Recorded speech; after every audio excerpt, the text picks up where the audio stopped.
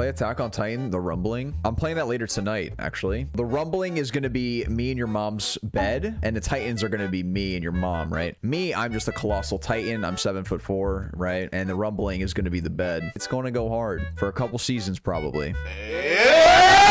My name is Jollz. I'm a Radiant player. If you're enjoying this type of content, be sure to like and subscribe, considering 80% of you guys are still not subscribed. I do these coaching sessions live, so you're more than welcome to swing by the stream and ask questions. If you're interested in coaching yourself, click the link in the description, click the book a lesson button, and select your plan and time. Lastly, if you want a chance to win free coaching, be sure to comment down below your Discord name and why you think you deserve it. I'll be picking out a person randomly. Other than that, enjoy the video. Gold 2 Sage player on Bind.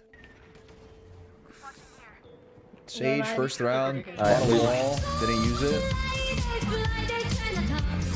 Yo, CT, thanks for the tier 1, I appreciate that, thank you, thank you.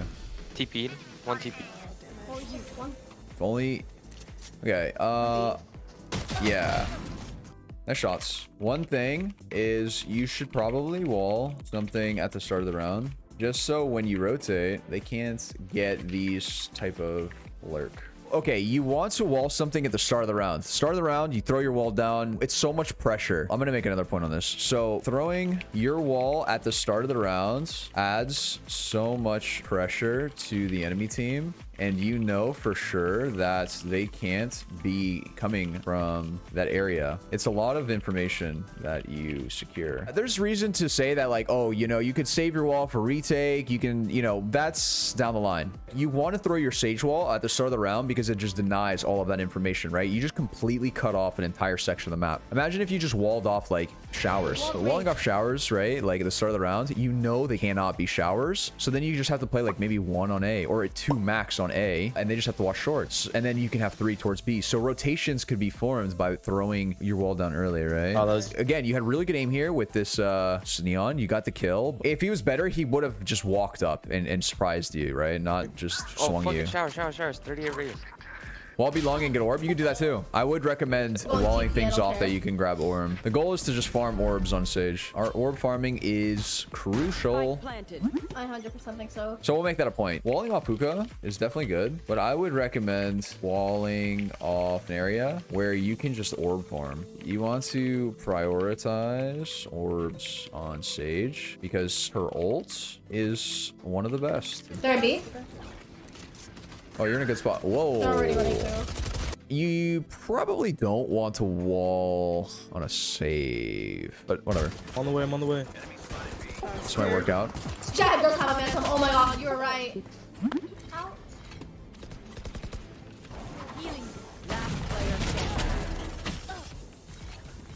Ooh. You play for the heal. If you win this round, it's through heal. It might seem like a long time, 30 seconds, but actually maybe not. I don't know. That is very long. This is so hard to win. This is almost impossible. It's a VOD review.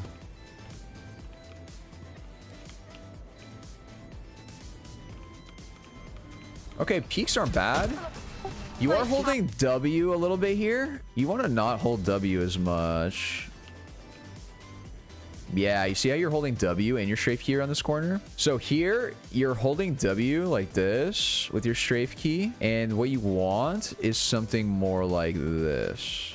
Basically, if this takes 1 second to get to this distance, and this is 1 second, do you see like the distance covered just only using your strafe key, but then the distance covered using your W key? Not only does it put you really close to the angle, you know, the closer you are to an angle, the faster they see you, right? The more time they have to react. You actually are exposed a lot earlier than if you peek from further back. You want to always be backed up from the angle that you're peeking. 1, you want to avoid holding W around corners because the distance that you move on their screen isn't that big, so it's easier for them to readjust, and you displace your movement a lot more using your strafe keys, right? And you can counter strafe it that's later down the road, but it'll set you up for that. It's some math, but it should make sense. So if you see the distance traveled, okay, this is gonna seem really fucking, this is like physics actually, but it's not, I promise. It's not as complicated. Within 1 second, if we say that both distances take 1 second, you can see holding the strafe key, you actually move farther, which displaces your character model more, and it's harder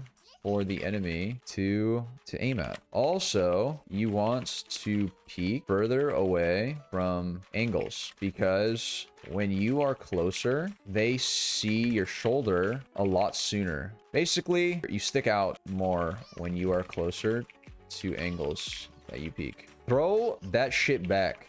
The further away you are from an angle, the better. Okay, so wall showers and grab... Actually, no, you're saving here. Wait, what was the buy here? How do you have light armor? 3,100. When you save, don't buy armor. Not even light. Why wouldn't you buy armor on save? It's just not worth it. You don't really get much value out of the extra 25 armor. Usually when you have a sheriff, you either like, you get the kill or you're dead, right? Having 25 extra armor isn't helping. It's just a waste of credentials. 2 more below. Planting A, yeah. Spike planted. Oh, My duo is so loud. Like, I think he went evil. all right, chat. What is wrong with this? What's wrong with this? Pop quiz. What's wrong with this, chat? What did I do? Too many angles? Exposed from 3 angles? Head level with op? Okay, that's 2. Out in the open? There's 2 angles that they can get shot from. Yes. Way too exposed. Yes. You are exposed from U-Haul if they peek U-Haul. What happens if they peek on the left here, right? What happens if they peek short? All right, you know? What happens? You gotta always be thinking about this. You never want to expose yourself in multiple angles. You should only expose yourself from the angle that you're holding. Good rule of thumb, yeah? Don't expose yourself from multiple angles. Well, you should only be exposed from the angle you're holding. Otherwise, timings can be formed and you'll get punished for it. Let's think. If he peeks from short while you're holding U-Haul, what happens? You probably will be dead. So again, walling early is good. You can put yourself on the wall too. I would just do it where I would get orbs, right? I don't like this rotation instantly, only because... Yeah, I think it's A. Okay, you are getting second doubts here where you're like, is it A? Oh, are they out? Are they not out? You don't have the info, right? And when you don't have that kind of info, you don't rotate. Also, because you've already rotated, we ping 4, right? So 1's missing. If that 1 person is missing, right, he could be up long and he could have formed a timing on you behind you and flanked you, right? So you guys pinged 4 on A, but they're not out. We don't know where the last one is. So I think this rotation is a little bit too early. You never want to give them a free sight. Also, you should probably wall off long early and grab the orb. And then maybe you can rotate a bit earlier. I just don't like the way that you just rotated and you're just giving up this entire site. If this guy like lurks somewhere, like better players will find this timing, but you know, in gold, you never know. So I like the idea that you instantly fell back, but that should be a little bit earlier, you know? Sage stopped and turned around. Yeah. It doesn't always happen, but yeah.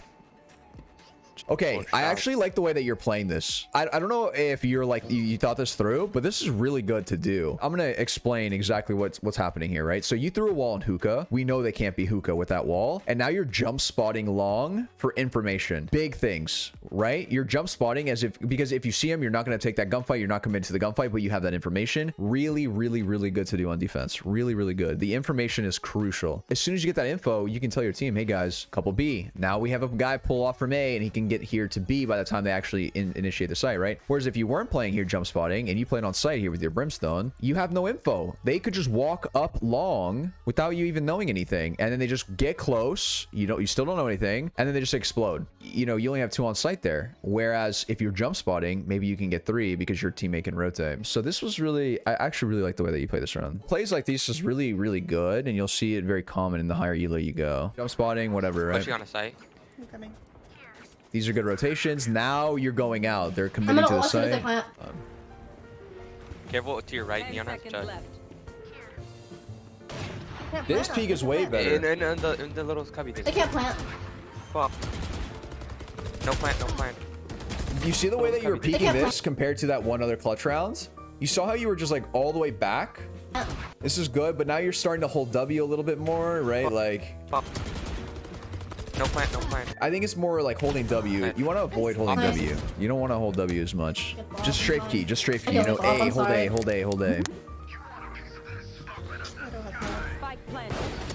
Judge. Fucking judge. CT. Yeah, res. I'm blind. You res. Res. Yeah. Oh, thank you. Go get him for. Jet's probably playing a bitchy angle. She's low. No, she's in the hole. Cubby. She's not in a... Instant. Nice shot. Let's go. Okay, so this wall actually ended up Nice working. shot. Let's go. I guess it ended up working. I can't really say much about it. I would take those, So yeah, I'm not gonna harp too much on the walls since we already made it a lot of points, right? Also, another thing too, you are wasting your slows a lot. You only want to use your slows when they're actually looking to commit to the site, right? It's basically used as a stall for your teammates to rotate. So yeah, they might be B, but you don't know yet for sure. I think it was a little bit premature to just throw it, right? Like, save your slows for when they are actually looking to commit to the site. Should be used as a way to stall for your team to rotate when they are trying to push. They're getting orb. The OD26 in my streamer chat. This Rage just did that. Oh, I'm molding. There's no way this Rage should have hit the shot. No way. You said avalanche. You're choking. I have singularity. I would have walled off showers or something. So, okay, what you could do is like walling off a choke point when they're trying to push into a site, right? Like if you know that they're kind of committing to A, wall off an entire choke. So then their push and their split is off, right? Their timings are off. If you wall off showers and then they decide to start pushing in short, you realistically have like a 3v2, 3 showers or 3 short, 2 showers, whatever. You're not allowing them to split comfortably, right? By throwing that wall. So if you still have your wall, you want to displace their splits onto site by walling off a choke point. This way, they can't split harmonize. Makes life harder for them. Also, okay, so another thing too is like another thing to think about when you are playing Sage, you usually don't want to have majority of 3 people on the same site as you, because you can wall off a choke point plus slow for stall. You can get away with only having 2 and 3 people can stack the other side. That's one of the strong points that a Sentinel brings, right? That ability to stall for rotations. Yeah, There's me too. no mid. There's lead. There is no mid. That is not called mid. Spike down B. I got out. Nice. 1 enemy remaining. Good shit. Okay. Wait, I Jennifer need a vandal. popping off. I king, I'm back. I'm working on my emails and stuff. Is it worth it to even use the wall? Yeah, you guys have bomb down. He got it. He got it. He got it. Got it. I don't blame the wall. I don't mind it. It might be like, you might be thinking, oh, it might be a waste, but just because it's a 4v1 or 5v1, that would be arguable, right? It's like, oh, it's a 5v1, save your credits, you don't have to wall, just hold the bomb kind of deal. But I don't know. Secure's around. I don't care. I think it's fun. I was trying to molly Okay, these peaks are better. Yeah, Okay, 132. crosshair placement's a bit low. 101 on Ooh, race. okay. Careful with this. Careful with Yeah, this. Look where your crosshair is when you're peeking here. So usually pre-aiming the corner you plan on swinging isn't bad, but sometimes there's there's a window where it could be bad. All right, this would be one of them. You're pre-aiming a little bit too much. So pre-aiming a little bit too much when swinging corners. So pre-aiming isn't necessarily bad if you're pre-aiming certain corners. Like if my crosshair was here and then I was going to pre-aim this corner, that's fine. But here, this is way too deep. This is way too deep. You are exposed from any one of these angles while your crosshair is looking into a wall. The idea is there, but just take it one angle at a time. So careful with the pre-aiming, okay?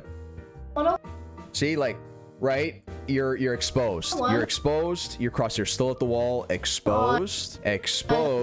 Now your crosshair's caught up, right? This whole time they could have been anywhere here, and you would have to readjust, right? Careful with that. Cans, it would be like its own farm.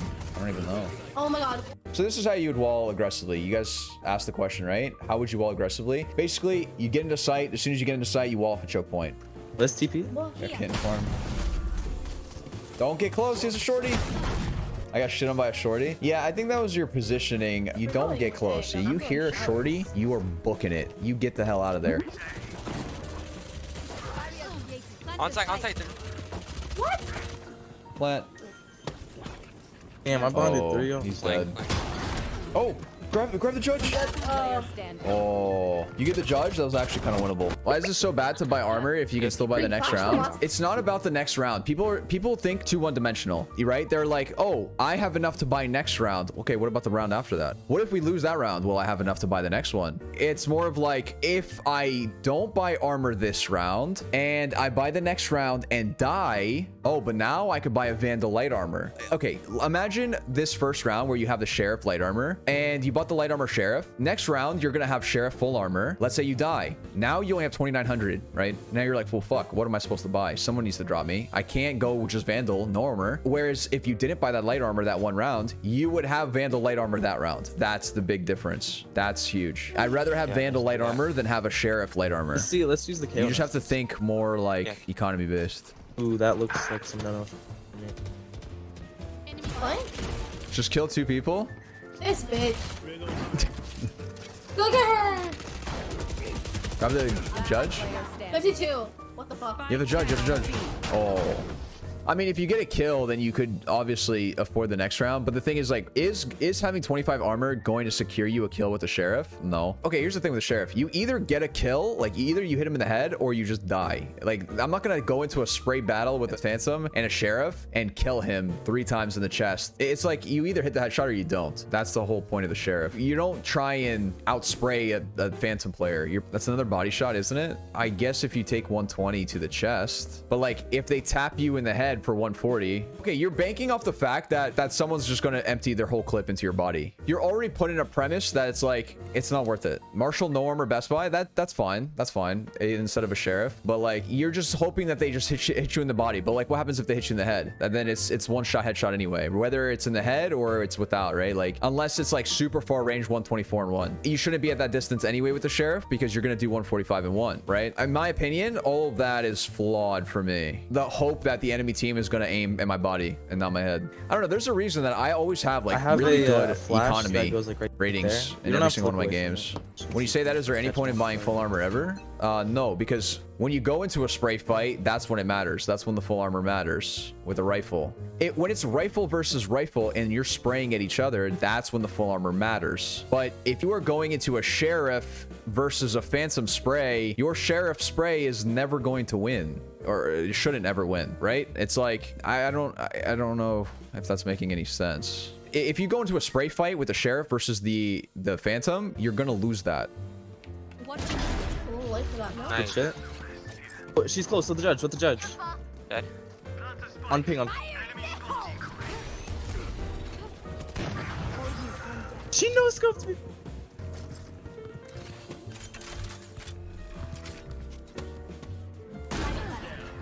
Someone's in defender spawn.